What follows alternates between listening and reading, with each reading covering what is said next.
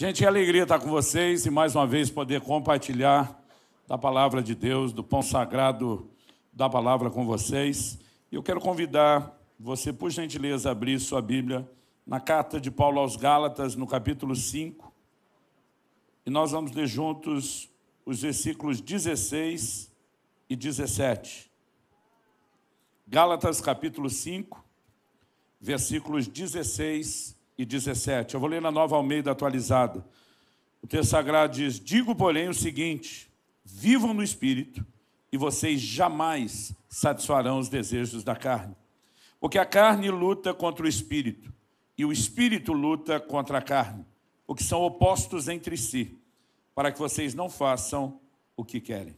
Meu Deus, pedimos a graça e o favor do alto, a liderança do Teu Espírito Santo, numa condução, ó Deus, não só que trilhe pelo entendimento espiritual, como também por aquele lugar de aplicação prática. Que a Tua palavra não apenas gere informação, mas que ela possa gerar resposta. Uma resposta de fé no íntimo de cada um de nós. Nós desde já te agradecemos por aquilo que o Senhor fará em nome de Jesus. Amém. Bom, o tema da minha mensagem hoje, aproveitando uma frase conhecida no nosso mundo e universo capitalista, é: elimine a concorrência. Eu gostaria de chamar a sua atenção para o fato de que Paulo, nesse texto que nós acabamos de ler, ele, na verdade, mexe no que eu tenho que classificar como um fundamento da vida cristã e que eu quero recapitular. Quando ele fala a respeito da carne lutando contra o espírito e o espírito lutando contra a carne, embora na grande maioria das versões bíblicas a gente tenha aí um E maiúsculo na palavra espírito, que seria uma alusão à pessoa do Espírito Santo, eu particularmente gostaria de dizer que eu discordo dessa aplicação. A palavra espírito, no original grego, né, a língua em que foi escrito o Novo Testamento, ela é pneuma, e ela sozinha ela é neutra. A palavra pneuma, como espírito, ela é usada para falar do Espírito de Deus, para falar de anjos, para falar do espírito do homem e para falar até mesmo de espíritos malignos. Como nós sabemos a distinção de um para outro? Normalmente por algum adjetivo, por alguma classificação que acompanha a palavra. Então, se junto do pneuma, a palavra espírito, tem lá o termo imundo, nós sabemos que está falando de um demônio.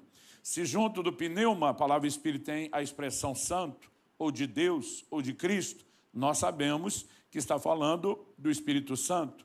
Mas, honestamente, nesse texto, não há nada, nem no original e nem no contexto, que aponte na direção do Espírito Santo. Em outros textos, né, essa alusão feita por um tradutor foi precisa, como, por exemplo, em Romanos 8,16. A Bíblia diz: o Espírito, aí lá tem um E maiúsculo, uma alusão ao Espírito Santo, testifica com o nosso espírito que nós somos filhos de Deus. O que lá podemos dizer que foi justo? O que 2 versículos antes, em Romanos 8,14, Paulo tinha dito: os que são guiados pelo Espírito de Deus são filhos de Deus. Aí logo na sequência ele diz: o Espírito, qual? O de Deus, o que eu estou falando. Testifica com o nosso. Mas ali no original é só o pneuma, testifica com o nosso pneuma. Mas pelo contexto se sabe que ele falava do Espírito de Deus. Aqui em Gálatas, nada, absolutamente nada, sustenta a ideia de que ele está falando do Espírito Santo. Pensa comigo, se fosse o Espírito Santo lutando contra a carne, era para a carne estar ganhando de goleada. Se o Deus onipotente não vence ela, nós vamos vencer. Então não faria o menor sentido. Em toda a epístola de Paulo aos Romanos, aos Gálatas, carne e espírito é a linguagem que ele usa para falar de velha e nova natureza. E o que eu e você precisamos entender é que há uma disputa, há uma guerra, há uma batalha de naturezas. Isso se sustenta por todo o ensino de Paulo. Então, por exemplo, sabemos que a experiência de conversão envolve, nas palavras de Jesus, um novo nascimento. Ou nas palavras das epístolas, a regeneração. E quando eu e você nascemos de novo, uma das boas dádivas dessa gloriosa experiência é que nós passamos a ter acesso a uma nova natureza. Em 1 de João, no capítulo 3, a Bíblia diz que eu e você recebemos a semente de Deus. A palavra sêmen, na língua portuguesa, que foi usada lá, né, no original grego, normalmente é usada como indicativo de semente humana, principalmente. Mas No original grego, ela cabe a semente animal, a semente vegetal. O que é a semente? É algo que traz um código genético já pré-definido. Se você plantar milho, nunca vai colher feijão, porque tudo aquilo que a planta será já está definido no código genético que está na semente. Quando a Bíblia diz que eu e você recebemos a semente de Deus, está falando do código genético, da natureza de Deus. 2 de Pedro 1,4 diz, a fim de que vos torneis participantes da natureza divina. Essa é uma gloriosa dádiva que eu e você recebemos no novo nascimento.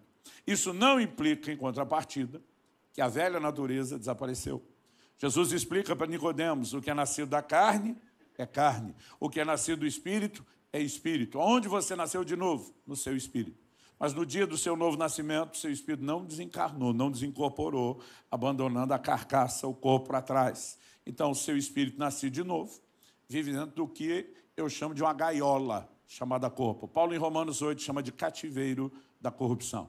Até que Jesus Cristo volte e nosso corpo seja completamente redimido, que envolve a erradicação da natureza pecaminosa, nós ainda temos a velha natureza. A diferença é que antes éramos escravos dela. Agora, com uma nova, mesmo que não tenhamos perdido a velha, o pau pode estar quebrando, mas pela nova, nós podemos subjugar a velha. Isso é fundamento prático de uma vida de santificação. E se nós não entendemos isso, nós não vamos corresponder à altura do que Deus espera de nós. Porque a carne, a velha natureza, ela não converte.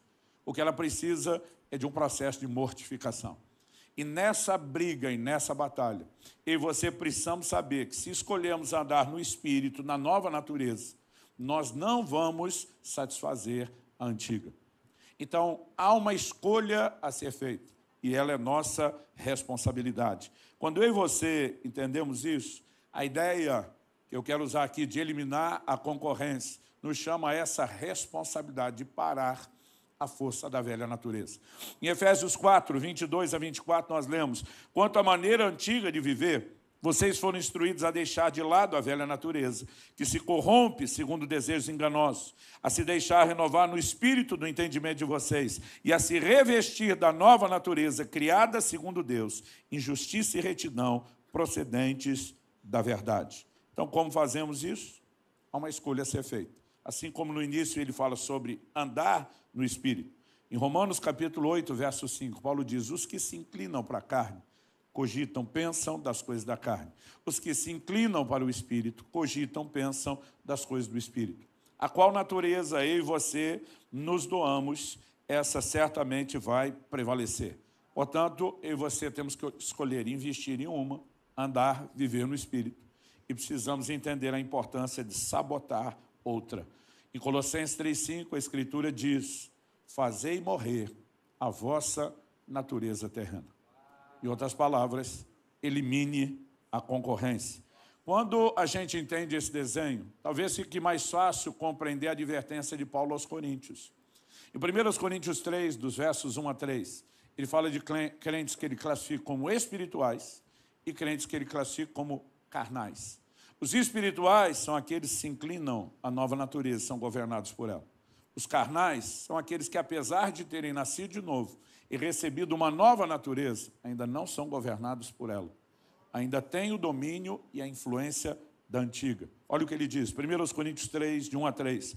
Eu, porém, irmãos, não pude falar a vocês como a pessoas espirituais, e sim como a pessoas carnais, como a crianças em Cristo.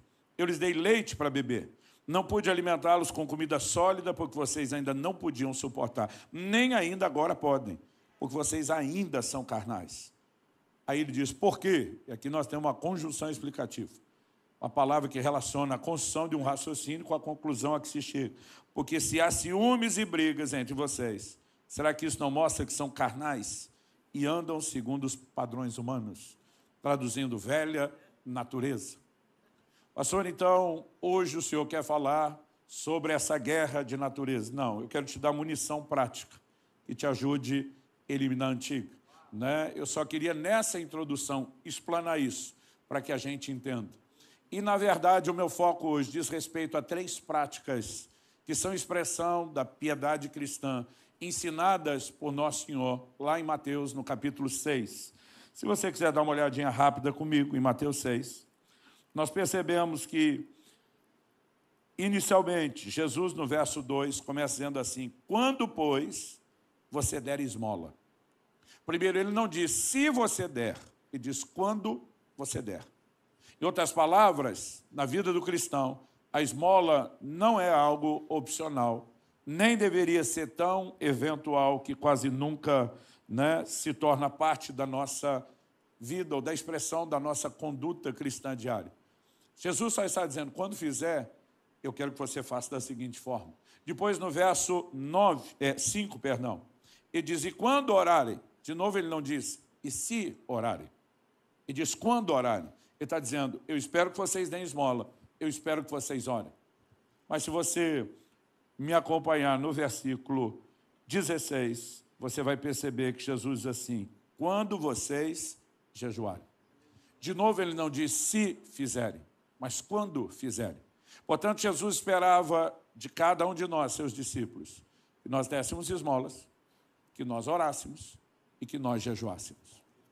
Mas eu gostaria de chamar a sua atenção que essas práticas, elas, na verdade, são parte dos recursos que eu e você temos, que nos ajudam a eliminar a concorrência. Muitas vezes nós não entendemos porque elas são importantes na conduta cristã. Tem gente que acha que, de alguma forma, o orar, o jejuar, o dar esmola, vai lhe gerar algum tipo de mérito. E, na verdade, numa vida cristã baseada na graça, que parte do seu entendimento é favor e merecido, nós não podemos imaginar que eu e você vamos fazer alguma coisa que nos torne merecedores de nada. Portanto, essas práticas não nos tornam merecedores. Mas como elas contribuem? Porque muitas vezes a gente pensa na esmola somente olhando a perspectiva do fiz o benefício a um necessitado. Mas a perspectiva bíblica é maior do que isso. Porque a própria Escritura diz que mais bem-aventurada coisa é dar do que receber. Então, o grande benefício não está em quem foi abençoado com recurso material na hora da necessidade. O grande benefício está no ato de dar. Não apenas porque isso gera uma colheita financeira. Nós precisamos entender o que isso produz na nossa relação com Deus, no amadurecimento do caráter cristão. E eu quero destacar 3 pontos baseados nessas práticas. O primeiro deles é o poder da doação. O segundo é o poder da oração. E o terceiro será o poder do jejum, nessa visão específica de eliminar a concorrência. Então, por favor, me acompanhe. Em primeiro lugar, vamos falar do poder da doação. Obviamente, eu vou dar uma ênfase maior à questão da esmola, mas todo ato de doação, ele, na verdade, vai expressar esse princípio que eu vou comunicar aqui e agora. Em Colossenses 3,5, Paulo diz, portanto, façam morrer tudo que pertence à natureza terrena. Ele fala de algumas coisas que a gente facilmente identifica com essa velha natureza. Ele começa dizendo imoralidade sexual, impureza, paixões, maus desejos. Mas tem algo aqui que passa muito desapercebido. Ele diz, e a avareza, que é a idolatria. Quando a Bíblia diz que a avareza é idolatria, o que exatamente ela está tentando nos comunicar? Que a avareza aponta para um ídolo, um falso Deus no nosso coração. A única coisa chamada na Bíblia de um senhor que concorre com o senhorio de Deus no nosso coração é uma relação errada com aquilo que é material, a avareza. Jesus diz, não podeis servir a 2 senhores. Não podeis servir a Deus e as riquezas. Então nós precisamos entender, aliás, uma definição antiga de avareza é a seguinte, o avarento não possui as coisas, são as coisas que o possuem. Nós precisamos entender o que esse fascínio gera. Na parábola do semeador, Jesus diz o seguinte, em Mateus 13:7, outra parte, está falando parte da semente, caiu entre os espinhos cresceram e a sufocaram. Se a semente representa a palavra de Deus, o que é que tem o poder de concorrer com ela a ponto de sufocá-la? No verso 22 de Mateus 13, Jesus explica o que foi semeado entre os espinhos é o que ouve a palavra, porém as preocupações desse mundo e a fascinação das riquezas sufocam a palavra e ela fica infrutífera. Não podemos negar que os espinhos concorreram com a ação da palavra. E se eu e você queremos eliminar a concorrência, nós precisamos entender que os espinhos sempre serão uma ameaça. A palavra de Deus diz em 1 Timóteo, no capítulo 6, e nos versos 9 e 10, uma advertência que nenhum cristão poderia ignorar. Mas os que querem ficar ricos caem em tentação e armadilhas, em muitos desejos insensatos e nocivos, que levam as pessoas a se afundar na ruína e na perdição. Porque o amor ao dinheiro é a raiz de todos os males. E alguns nessa cobiça se desviaram da fé e atormentaram a si mesmos com muitas dores. A Bíblia não está dizendo que a riqueza seja algo necessariamente errado, ruim. Um pouquinho à frente, no verso 17, Paulo diz: exorte os ricos desse mundo a que não sejam orgulhosos, nem depositem sua esperança na estabilidade da riqueza, mas em Deus, que tudo nos proporciona ricamente para o nosso prazer, que eles façam bem, sejam ricos em boas obras, generosos em dar, prontos a repartir. Ninguém era proibido de continuar rico porque converteu. Mas Paulo está falando a cobiça, aquela coisa de almejar, de querer tanto isso, pode trazer prejuízos para a própria vida espiritual, a ponto dele dizer de gente que nessa cobiça se desviou da fé, se atormentou com muitas dores. Há uma concorrência. E quando eu e você começamos a perceber que essa área pode ser delicada, nós precisamos entender que o remédio para o egoísmo, por um lado, é o altruísmo, e para a avareza, na perspectiva bíblica, é a generosidade. Generosidade não é apenas o ato de dar, mas é a disposição de dar. É fazer isso com o coração correto. Por exemplo, Paulo diz em 1 Coríntios, no capítulo 9, no verso 5, que ele enviou alguns irmãos à frente dele para estar entre os coríntios, e diz: a fim de preparar a vossa dádiva já anunciada. Se esses irmãos já tinham se comprometido com a oferta, significa que eles já sabiam o que ia acontecer e que eles já estavam engajados. Então, que preparação é essa? Paulo não mandou alguém na frente para avisar a galera: para vocês não serem pegos de surpresa, vai ter uma coleta. Não era esse tipo de preparação. Também não era aquela preparação que, além da informação, visa gerar engajamento. Olha, é muito importante que vocês façam. Eles já sabiam, eles já estavam comprometidos. Então, que preparação é essa que Paulo queria? Ele diz: a fim de que ela esteja pronta como expressão de generosidade e não de avareza. Então, generosidade não é só o ato de dar. Alguém pode dar e ainda dar expressão na avareza. Quando nós entendemos que é um coração correto e essas coisas são devidamente trabalhadas em nós e nós passamos a nos exercitar nela, esse ato contínuo de doação se torna uma forma de sabotar a concorrência, de ferir essa inclinação à avareza. Gente, o que a nova natureza deveria apresentar? Se nós estamos falando que a nova natureza é a natureza de Deus, Deus é o quê? Em João 3,16 a Bíblia diz: Deus amou o mundo de tal maneira que deu. A maior expressão do amor de Deus está vista na sua capacidade de doação. Tiago capítulo 1 diz: peça a Deus que a todos dá liberalmente. A Bíblia apresenta, outra tradução diz generosamente. Deus é generoso. Isso é parte do seu caráter. E se eu e você nascemos dele, carregamos a semente dele, há uma natureza de generosidade em mim e você. Mas a Bíblia fala que a avareza está naquilo que temos que fazer morrer, está na nossa carne. E a avareza concorre com a generosidade. Mas nós temos que eliminar a concorrência. À medida que nos inclinamos para o lado de cá e nos exercitamos no dar, nós estamos ferindo o cerne dessa natureza carnal. E quando nos exercitamos no dar como uma prática contínua, porque eliminar a concorrência é ato contínuo, não pode ser eventual. Quando eu e você nos inclinamos a isso, esse exercício produz algo no desenvolvimento do caráter cristão. A Bíblia fala de 3 níveis distintos de contribuição. Os dízimos, a palavra dízimo significa 10ª parte, portanto nós sabemos exatamente a que ele se refere, e que o dízimo é parte da contribuição neotestamentária, eu não tenho um pingo de dúvida. No livro de Hebreus, a Bíblia usa e interpreta uma figura de quando Abraão se curva diante de Melquisedeque. Melquisedeque é apresentado como um tipo de Cristo, que figura o novo sacerdócio da nova aliança. E a Bíblia diz que quando Abraão se curvou diante de Melquisedeque, que é uma figura de Cristo, Levi, que estava nos seus lombos. A expressão Levi estava nos seus lombos significa o quê? Levi seria o bisneto de Abraão. Ele sequer existia.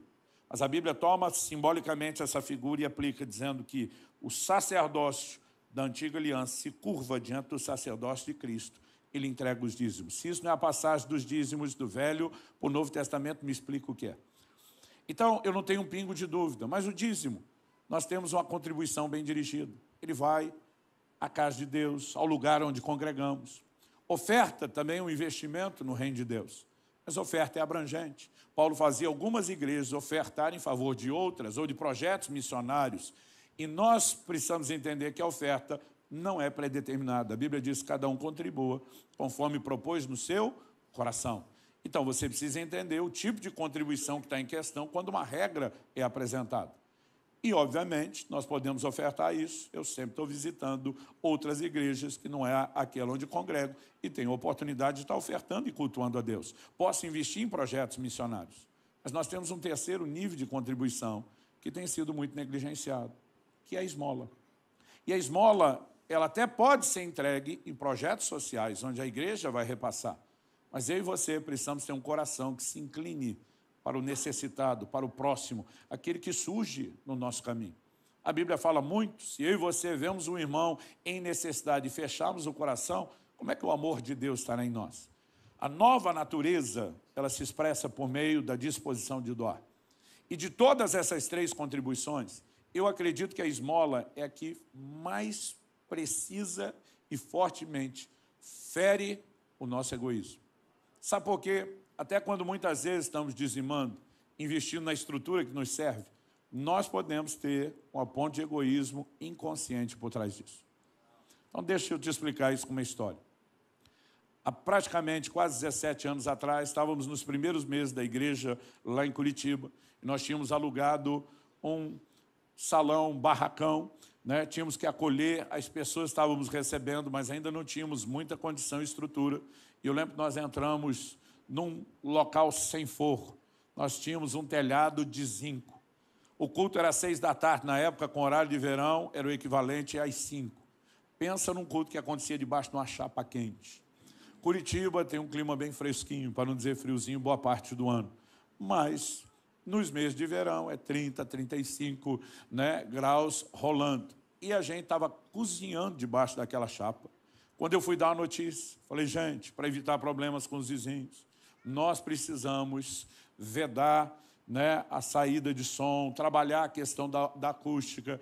Isso significa um grande desafio financeiro, porque para fechar as janelas, nós também, além da vedação acústica, vamos ter que climatizar. Gente, quando eu falei, vamos ter que climatizar, era só para dar uma notícia. Alguém levantou e falou, eu dou tanto, o outro, eu dou tanto, eu dou... Eu falei, para, gente, nós resolvemos depois, mas quando terminou o culto, todos os ar-condicionados, toda a estrutura estava toda doada. Agora pergunta, Deus precisa de ar-condicionado? A salvação só acontece onde tem ar-condicionado? Por que a maioria estava disposta a investir no ar-condicionado? Porque ia melhorar nosso clube. Consciente ou inconsciente, havia um interesse pessoal naquela contribuição. Mas 3 meses depois, eu trouxe um missionário e relatava os desafios do campo missionário na África, onde ele estava, precisava de recursos, não só para evangelização, assistência social. E eu estou olhando na cara do meu povo, a maioria olhando com a cara de, o que é que eu tenho a ver com isso?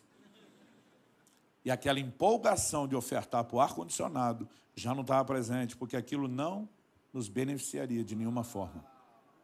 E quando escolhemos esse tipo de contribuição, tocar os outros e não a gente, isso é uma das coisas que mais fere a velha natureza. Eliminar a concorrência. E você precisamos entender que a disciplina na doação tira a nós mesmos do centro e nos faz focar em outros. Era um exercício de consciência da nova natureza e uma forma de sabotar a velha. Segundo lugar, o poder da oração. Eu e você não podemos negar que a oração é vital no processo de santificação e eliminar a concorrência. Jesus diz em Mateus 26, 41, vigiem e orem para que vocês não caiam em tentação. Logo, a oração é fundamental para vencer o pecado. Nós também vemos na oração do Pai Nosso, Jesus nos ensinando a dizer, não nos deixe cair em tentação, livra-nos do mal. Qual é o papel da oração, a sua importância em vencer a concorrência da carne, da velha natureza que quer se inclinar ao pecado? De novo, eu e você precisamos entender que não se trata de uma obra que produz mérito, mas que produz consciência das coisas espirituais, enquanto de alguma forma consegue anular a força e a expressão da velha natureza. Mas para que a gente comece a entender isso, eu queria começar corrigindo o entendimento errado. Nesse mesmo texto que eu citei, de Mateus 26, eu vou ler o 40 e o 41, a Bíblia diz assim: e voltando para os discípulos, achou-os dormindo. E disse a Pedro: então nem uma hora vocês puderam vigiar comigo? Vigiem e orem, para que não caiam em tentação. O espírito, na verdade, está pronto, mas a carne é fraca. Jesus estava no Getsêmani, chama os discípulos por 3 vezes para orar. Eles não conseguem acompanhar Jesus na oração, são vencidos pelo sono. É nesse contexto que Jesus faz essa afirmação, que, a meu entender, vem sendo tirada pela maioria dos crentes do contexto há muito tempo. Em 29 anos de ministério pastoral e mais alguns pregando a palavra, portanto, há mais de 3 décadas no ministério, eu não sei te dizer quanta confissão de pecado já ouvi na minha vida.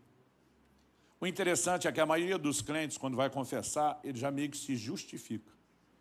Alguns dão até embasamento bíblico. É meio que uma forma de dizer: o gato subiu no telhado, de preparar notícia. Outro dia um falou para mim: pastor, já dizia a Sagrada Escritura, a carne é fraca. Eu digo: na hora de pecar não tem base bíblica, mas na hora de confessar tem que vir com toda a teologia pronta. Eu lembro que eu olhei para ele e falei: mas no seu caso ela parece ser forte, não fraca. Ele: hã? Eu falei: meu amigo, ela está ganhando todas, você vai chamar ela de fraca? Jesus chamou ela de fraca, ele me disse. Falei: em outro contexto. Ele falou: como outro contexto? Falei: Jesus está chamando seus discípulos para orar. Eles não davam conta de orar, eram vencidos pelo sono. Jesus explica: o espírito está pronto. Pronto para quê? Para orar, para buscar a Deus. Agora o que ele diz? Por que vocês estão dormindo? Porque a carne é fraca. Fraca para buscar a Deus, fraca para orar. Para pecar, miserável é forte.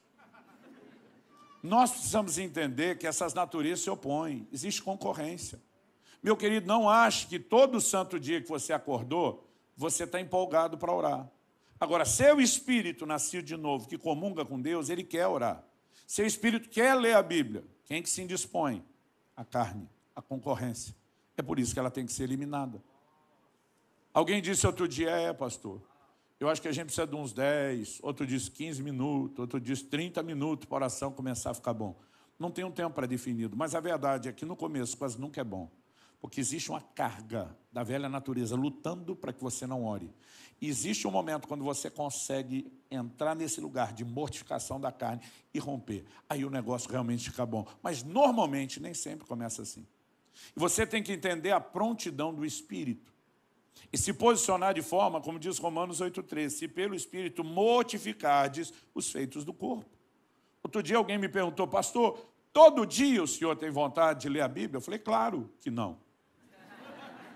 Todo dia o senhor tem vontade de orar? Claro que não. Então o senhor não ora todo dia e não lê a Bíblia? Aí você responde: claro que não, não preciso ter vontade. Porque muitas vezes nós confundimos um sentimento de um concorrente que está tentando te impedir para lá, com a sede e o anseio que o seu espírito tem de Deus e das coisas de Deus. E nós muitas vezes vamos dizer, com sentimento, sem sentimento, vai orar. E você está dizendo para a velha natureza: vai morrer, eu vou te sabotar. Eu vou te derrubar, concorrente. Você não vai prevalecer. Porque nesse ambiente de oração, há um lugar de modificação para a velha natureza e de despertamento da consciência da nova natureza. Vamos entender por que os discípulos não conseguiam orar e dormir. Não é só porque eles estavam cansados. Gente, a maioria de nós aqui, antes de converter, já virou noite em claro. Pelos mais diversos motivos. Eram alguns em festas e baladas, outros em outros tipos de diversão, né? E você pode ir desde as práticas mais assustadoras de pecados que alguns cometiam, até o entretenimento que a gente consideraria do mais tranquilo, gente maratonando seriado, assistindo jogos de lutas de madrugada, né? Eu sei de gente, e acredite ou não, quando você acha que ouviu de tudo, sempre tem alguém que te surpreende. Outro dia um falou: pastor, eu gosto de passar a noite acordado em velório. A pessoa me disse outro dia: às vezes eu nem sei quem morreu, mas estou lá. A gente fica surpreso. Mas aí você chama uma pessoa dessa para uma vigília de oração e diz: não, eu não consigo, eu tenho sono. A minha vontade é dizer: miserável, pro resto tu fica acordado. E na hora de orar tem sono. E o pior é que ele não está mentindo. Outro dia um falou: pastor, é quase sobrenatural o sono. E eu não duvido, sabe por quê? Algo dentro de você luta. Gente, para não ficar pensando nos outros, vamos olhar para a gente. Porque a pergunta é quem nunca? A Camarada tomou água o dia inteiro no trabalho, que parece um camelo se preparando para 40 dias no deserto. Nem foi no banheiro, mas ele chegou em 2 horas de culto, reunião de oração. Ele tem incontinência urinária e toda hora vai no banheiro. Alguns não percebem o quanto a carne está lutando. Outro dia um falou, pastor, ora por mim. Falei, por quê? Ele falou, estou com um problema de foco. Falei, como isso? A gente estava aqui na adoração, estava maravilhoso. Daqui a pouco estava contando quantas lâmpadas tinha no teto. Eu falei, se eu te falar que eu já contei os quadrados do forro. Talvez nós dois tenhamos esse negócio do toque de contar as coisas, mas... Sabe, a carne, ela quer te tirar do foco, ela é concorrente. E ela precisa ser subjugada. E eu e você precisamos entender que esse lugar de insistência de oração. Jesus não vai orar 3 vezes as mesmas coisas porque está achando que Deus não ouviu. Ele está insistindo porque a carne tem que morrer. E ela morre no processo da oração, quem está entendendo? Cada vez que ele está dizendo, Deus seja feita não a minha, mas a tua vontade. Não é informação, Deus já ouviu isso antes. É uma declaração contínua, a carne, você vai morrer, você não vai ficar no governo, eu vou me sujeitar ao governo de Deus. E esse processo nos liberta. Vamos tentar entender a perspectiva de algo? A concorrência não é só a velha natureza lutando com a nova. A nova puxa-nos para o lado de quem? Para o lado de Deus. A velha nos puxa para que lado? Para o lado do pecado. Quem está jogando esse time? Espiritualmente falando. Vamos lá, gente. Satanás. Eu e você precisamos entender que é mais do que uma guerra de natureza. É para onde cada natureza quer nos levar. Uma nos atrai a Deus, a outra nos aproxima do cão. Para ser bem claro. Vamos falar.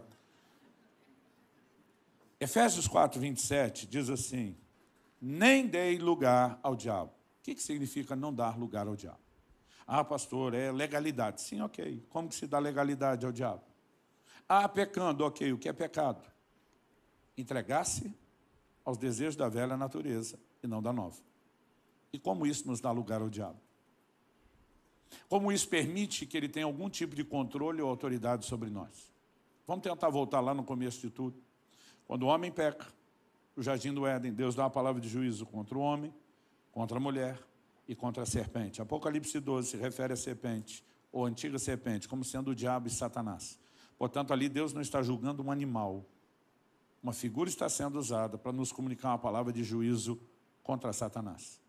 Em Gênesis 3,14, Deus diz para a serpente, você rastejará sobre o seu ventre e comerá pó todos os dias da sua vida. Comer pó, isso é literal? Não.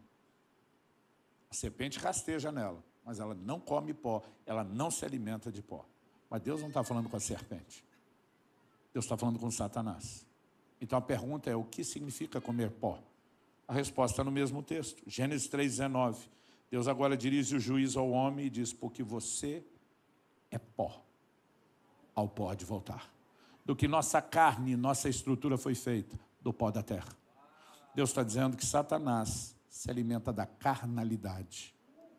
E o que o crente precisa aprender não é só ele jejuar, é botar miserável da serpente para jejuar. Porque quando eu e você nos entregamos à carnalidade, nós estamos fortalecendo o inimigo.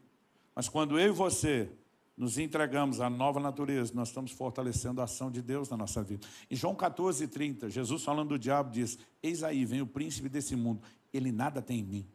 Olha que declaração, ele não tem uma unha, ele não tem nada. Ele não tem direito, ele não tem legalidade, então não tem do que se alimentar em mim. Quando eu e você nos dedicamos à oração, e aí você vai perceber que mesmo Jesus tendo sido gerado sem pecado, sendo essência e identidade de Deus, ele viveu como um homem nessa terra. E como homem, ele está continuamente no lugar da oração. Continuamente dizendo diante de Deus, seja feita a tua, não a minha vontade. Ele precisa ser, para mim e para você, um exemplo de rendição. Nesse ambiente de oração, nós vamos vencer a concorrência da carne. A disciplina da oração, além de nos aproximar de Deus, fortalecendo o nosso espírito, nos distancia do diabo, enfraquecendo a nossa carne ou a concorrência. Quem está entendendo, diga amém. Por isso Jesus disse, quando derdes esmolas, quando orardes, em terceiro lugar, quando jejuardes. Eu quero encerrar falando, mais uma vez, é a terceira esse ano, que eu toco no assunto com vocês, sobre o poder do jejum. O jejum não muda Deus. O jejum muda você. Deus é um ser imutável. Suas orações, por exemplo, não mudam a Deus. Em 1 de João 5, 14 e 15, a Bíblia diz, se pedimos alguma coisa segundo a sua vontade, Ele nos ouve. E se sabemos que Ele nos ouve, temos certeza de que adquirimos aquilo que dele pedimos. Então, a oração é eficaz segundo a vontade de Deus, não contra ela. Oração não é uma força coercitiva para exigir que Deus faça aquilo que a gente quer. Ela é eficaz e alinhada à vontade de Deus. O jejum da mesma forma. Tem muito crente achando, né? Outro dia um falou, não, vou tirar um tempo de oração e jejum, vou botar Deus na parede. Eu falei, pô, tu tá maluco? Quem que você pensa que é, miserável? Você botar Deus na parede? Eu e você precisamos entender que a oração e o jejum não é uma moeda de troca, não são atos de barganha. Qual o efeito que a oração tem? A oração nos conecta a Deus, nos distancia da carne. O jejum não é diferente. O jejum é um ato deliberado de mortificação da carne, que é o cerne da obra santificadora. Paulo diz em Romanos 12, rogo-vos que apresenteis os vossos corpos como um sacrifício vivo. Pensa num paradoxo, numa aparente contradição. Porque se sacrificar é matar, como é que ele chama o sacrifício de vivo? Paulo, estou confuso, mata ou não mata? Mata, mas não mata literal o seu corpo. Então o que é que eu mato, Paulo? Colossenses 3,5, fazei morrer a vossa natureza terrena. Romanos 8,13, se pelo Espírito, nova natureza, mortificardes os feitos do corpo. Se a mortificação é tão essencial, se o domínio próprio é tão essencial, em Gênesis 4, Deus diz a Caim, o pecado jaz à tua porta, e o seu desejo será contra ti, mas a ti cumpre dominá-lo. Deus está dizendo, o pecado quer entrar, está na porta. Sabe por onde ele entra? Pelo desejo. Agora, sabe quem decide se entrega ao desejo ou para? Você. A ti cumpre dominá-lo. Domínio próprio e mortificação devem ser parte da nossa conduta diária. Porque o tempo todo sua carne vai ser estimulada a querer assumir o controle. E você precisa subjugá-la. Paulo diz em 1 Coríntios 9, 27, eu esmurro o meu corpo, eu reduzo a escravidão, para que depois de ter pregado eu não venha a ser desqualificado. A igreja humana, ao longo dos séculos, criou e promoveu a autoflagelação. Esmurrar o corpo para muita gente virou literal. E você já deve ter visto cenas em filme de alguém tirando as vestes, pegando um chicote, batendo em si. Eles acreditavam que tinha que massacrar a carne de forma literal. Não era disso que Paulo estava falando. Assim como o sacrifício vivo não é literal, o esmurrar o corpo também não é. Mas ele está dizendo o quê? Que a carne não vai se entregar por bem. Não adianta você pedir com gentileza. Dona Carne, poderia, por favor, se comportar? Não vai rolar, porque ela não converte. Então ela tem que ser subjugada. Mas apesar de mortificação e domínio próprio serem atos diários da vida cristã, o jejum não é necessariamente diário. Mas ele é uma ferramenta intencional que nos ajuda no exercício do domínio próprio e no ato de mortificação. E quando nós entendemos o desenho bíblico do jejum, nós precisamos compreender o auxílio que ele tem sabotando a velha natureza. Nós falamos no início de lutar contra a avareza. Gente, é impressionante. Quem jejua com frequência ou regularidade, eu tenho repetido isso, sabe que as coisas materiais perdem inexplicável e absurdamente o seu valor. Um chip muda na cabeça de quem jejua, porque a Bíblia diz que quem se inclina para a carne, pensa do lado de cá. Quem se inclina para o espírito, pensa do lado de cá. Um chip muda, dependendo da sua inclinação. Se você é favorável à carne e aquilo que a estimula, você vai ser governado por ela. Outro dia um falou para mim, pastor, ora por mim, eu estou sendo atentado. Não era nem tentado, é atentado. Ele falou, eu não sei porque minha mente é tão dominada pelos pensamentos de impureza sexual. Eu falei, Deus é minha testemunha, eu não vejo pornografia. Eu falei, você não precisa. Você toma um banho de sensualidade todo dia. Eu falei, então você não precisa ver ninguém de espírito fazendo coisa alguma. Você é estimulado a imaginar o que você nem viu. Porque você se entrega demais ao que estimula isso. Nós gastamos muito tempo em entretenimentos que não são necessariamente pecados, mas são uma grande contribuição para pecar.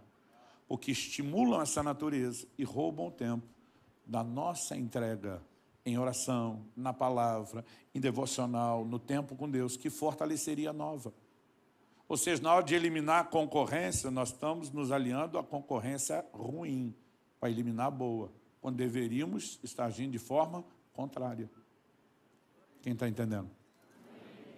O jejum não é necessariamente uma experiência confortável. Apesar que quanto mais você o pratica, mais tranquilo fica. Eu digo não é uma experiência confortável porque normalmente nós temos um estilo de vida que não é saudável. Então a pausa da alimentação, ela traz dor de cabeça, ela traz irritação, ela traz no início falta de energia e de foco, depois você vai ter muita energia e foco. Mas se eu e você, por exemplo, jejuássemos mais, nós já não teríamos esse problema. Já desse alguém estava me perguntando, pastor, nos 40 dias que o senhor fez no início do ano, tem uma preparação? Falei, eu sempre procuro fazer a preparação. Ele falou, o que o senhor fez? Falei, eu fiz 7 dias de jejuns de 24 horas. E nos primeiros dias parece que eu não ia nem aguentar aquelas 24 horas. Eu falei, mas nesses 7 dias eu tiro carne vermelha, todo alimento com toxina. Né? Tem gente que vai jejuar, ele come mais para despedir. Pensa na viagem ruim. Vai sofrer mais no jejum depois. Porque seu corpo vai querer se limpar de tudo aquilo que você se entupiu. Então tem que diminuir. Aí estava explicando, falei, olha, nessas 24 horas, além de tirar muita coisa, eu aumento o consumo de fibra, isso limpa o intestino, uso carvão vegetal, tomo suco detox. Eu falei, depois desses 7 dias, ainda fiz 3 no detox. Só no 10º dia entrar só na água. Aí ele pelo menos contou os primeiros 7. Falei, não. Ele estava preocupado em deixar o tamanho menor. Ele falou, e depois o senhor teve sofrimento? Falei, nenhum. Então, às vezes, você pode evitá-lo se preparando. Só que desde que eu terminei esse jejum do início do ano, eu fiquei praticamente o ano todo num intermitente, a cada 18 horas. Eu acho que eu jantei, esse ano foram 6, no máximo 7 vezes até agora, desde o início do ano. Então, agora, no final de julho, estava me preparando para outro jejum que ia começar. E no final do primeiro dia de preparação, quando eu ia quebrar as 24 horas, o Espírito Santo falou para mim, não quebra, vai direto. E eu fiquei temeroso. Ele disse, vai direto, seu organismo está limpo. E eu entrei sem nenhuma dor de cabeça. Quando eu dei aquela resposta, estava com um grupo de pastores, um irmão do Nordeste estava conosco, um dos pastores. Ele falou, eu nunca tenho dor de cabeça quando vou jejuar. Aí o cara falou, você é exceção. Eu falei, não é não. Com certeza, você jejua com regularidade. Ele, pastor, há 34 anos, eu jejuo um dia por semana, 24 horas. De vez em quando faço maiores, mas esse é inegociável. Ele nunca tem dor de cabeça, porque ele está pronto, está preparado. Se você vivesse o jejum com mais regularidade, já não seria tão sofrido. Mas eu e você precisamos entender que mesmo que você drible o sofrimento do corpo, e há formas de fazer isso, eu tenho feito jejuns prolongados, por exemplo, treinando. Né? Então, ontem não deu tempo, eu tive evento de manhã, de tarde, de noite. Hoje, com esses 4 cultos, também foi uma loucura. Então, pulei 2 dias, mas sexta-feira eu estava na academia. Amanhã estarei na academia. E já estou há 26 dias só na água. E consigo fazer 1 hora de cardio, 1 hora de musculação. Acredite, você pode driblar quase tudo quanto é experiência que diz respeito àquilo que é ruim para o jejum. Mas deixa eu te dizer o que vai ser difícil você driblar. A Bíblia chama o jejum de afligir a alma. Você vai se negar a alguns prazeres que normalmente adoçam nossa alma. No meu caso, salgam, porque eu gosto mais do salgado do que do doce. E Davi diz no Salmo 35:5, eu afligia, eu humilhava a minha alma com jejuns. Daniel, ouve do anjo, Daniel capítulo 10, verso 12, desde o dia que você se dispôs a buscar a Deus, se humilhar perante Ele. E o que eu e você precisamos entender sobre o ato de humilhação, que é parte do jejum. Tiago 4:8, falando sobre vencer a luta contra o pecado, diz, humilhem-se diante do Senhor, e Ele os exaltará. Ao longo de todo o Antigo Testamento, entrando no Novo, o jejum está relacionado com humilhação. A Bíblia manda que eu e você, para vencer o pecado, nos humilhemos diante dele. Mas a gente não usa essa ferramenta. Mas à medida que eu e você estamos usando a humilhação, que eu e você precisamos entender, nós estamos sabotando a velha natureza. Estamos empoderando a nova para que ela se fortaleça. Quem está entendendo? Já falei em outro momento, esse ano, ministrando aqui, não vou ficar repetindo. Jesus não definiu a periodicidade do jejum, não definiu a periodicidade da esmola, embora nós podemos dizer que a oração se esperava que no mínimo fosse diário, porque nos ensinou a dizer o pão nosso de cada dia. E se de alguma forma ele está orando, está dizendo que não é para intervalar demais a oração, a pergunta é, por que é que nós acreditamos que dá para ter uma ou nenhuma experiência de jejum na vida? Se a gente perguntasse para um crente, quantas vezes você orou na vida? Uma ou nenhuma? Ouvindo a resposta dessa, a gente olhar e pensar que era um crente saudável, não. Mas falar que jejuou uma ou nenhuma, está tudo bem? Ainda que Jesus não tenha definido a periodicidade, o tipo, a duração, Ele te deu liberdade. Ele está dizendo, quando você fizer. Ele diz sobre os seus discípulos, eles vão jejuar. Então Ele espera que a gente faça. E à medida que nós crescemos nessas práticas, algo vai acontecer. Eu quero terminar dizendo que ao longo da história da igreja, eles passaram, em alguns momentos, em alguns lugares, a chamar essas 3 práticas ensinadas por Jesus de o cordão de 3 dobras. O dia em que tiravam para jejuar, também tiravam para se dedicar à oração. E o alimento que deixavam de comer enquanto jejuavam, distribuíam aos pobres. Eles uniam oração, jejum e esmola num momento só. Mas quer seja, e faziam isso baseado em Isaías 58, 6 e 7. Será que não é este o jejum que escolhi? Que vocês quebrem as correntes da injustiça, desfaçam as ataduras da servidão, deixem livres os oprimidos e acabem com todo tipo de servidão? Será que não é também que vocês repartam o seu pão com os famintos, recolhem em casa os pobres desabrigados, vistam os que se encontram nus e não voltem as costas aos seus semelhantes? Ele dizia, essas coisas precisam estar combinadas, uma prática com a outra, mas quer sejam praticadas em conjunto ou de forma separada, elas têm que ser parte da nossa vida. E repito, não são atos de mérito. Nós chamamos isso, ou a Escritura chama isso, de semeadura e ceifa. Em Gálatas, no capítulo 6, nos versículos 7 e 8, a Bíblia diz, não se enganem, de Deus não se zomba, pois aquilo que a pessoa semear, isso também colherá. Quem semeia para a sua própria carne, da carne colhe corrupção. Mas quem semeia para o Espírito, do Espírito colherá a vida eterna. Um dia uma pessoa falou, eu não fico jejuando que nem vocês, porque vocês acham que isso é algo que é mérito. Eu falei, criatura, quando você levanta a oferta, eu sei o que você prega. Você diz lá, baseado em 2 Coríntios 9,6, o que semeia pouco, colhe pouco, o que semeia muito, colhe muito. A colheita da oferta nunca é a graça, o favor imerecido. É a sua responsabilidade. Mas está lá na Bíblia, exatamente. A mesma Bíblia diz em Gálatas 6, 7 e 8, que quem semeia na carne, da carne colhe corrupção. Quem semeia do Espírito colhe vida eterna. Aqui não é semeadura e ceifa. O que te interessa, você dá uma desculpa. O que não interessa, você descarta. Usando o mesmo princípio.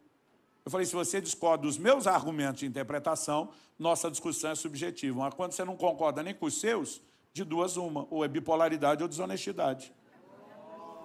Sabe, as pessoas ficam dando desculpa para não jejuar, usando os mesmos textos e princípios bíblicos que elas usam para admitir outras coisas, elas tentam usar para excluir. Deus vai resgatar a cultura do jejum. E eu e você, à medida que praticamos, vamos entender o peso e o poder que isso tem de eliminar a concorrência.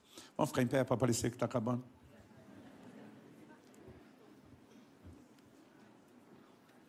Antes de orarmos, eu gostaria que você pudesse fazer 2 coisas, se determinar 2 coisas. Primeiro, rever seu plantio até agora. Como tem sido sua semeadura, te ajuda a entender o tipo de colheita que você tem experimentado e o que pode estar a caminho. Mas o livro de Eclesiastes diz que há tempo de plantar e também tem tempo de arrancar o que plantou. Algumas vezes nós podemos abortar algumas colheitas antes que elas cheguem. Arrancamos aquilo que plantamos, mudamos aquilo, fazemos uma nova semeadura. A segunda coisa é empenhar-se pelo que virá à frente. O propósito da minha mensagem hoje não é apenas te fazer avaliar o que já aconteceu, muito menos te julgar por isso, mas é te ajudar a construir um outro futuro, escolhendo um novo tipo de semeadura. Eu quero que você fale com Deus e deixe Deus falar com você enquanto uma canção é ministrada. Eu vou fazer primeiro uma breve oração e depois você pode continuar fazendo a sua. Senhor, tua palavra foi comunicada e nós precisamos de mais do que informação. Não nos deixe sair deste lugar apenas com uma forma de pensar ou arrazoar sobre essas verdades, mas permita-nos sair desse lugar debaixo de despertamento, de um entendimento prático, de um sopro do Teu Espírito Santo. Nós clamamos por isso, que comece aqui e agora, mas não termine no final do culto. Prossiga, cresça e se desenvolva em nós aquilo que o Senhor começou. Envolve-nos agora, Espírito Santo. Nós clamamos em nome de Jesus.